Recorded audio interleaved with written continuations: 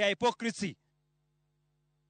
Piny Ingeresa ogolo ote mantiere koda chik ne oganda mawuok e pinyno kuom limo gwenge moko e pachoka mende kaluwore koda ywaruok mabende dhi nyime e kind piny Somalia kod Ethiopia. E oteno, Ingeresa koluwo riwruok mar Commonwealth and Development Office okwero joge mondo kik chopi kilomita 60 machiegni koda tong' mar Kenya gi Somalia. Jopiny Ingeresa bende onyisi ni kik lim ugwe mar kaunti ma Garissa, kaunti ma Mandera duto makmana sub-kaunti ma Mandera West.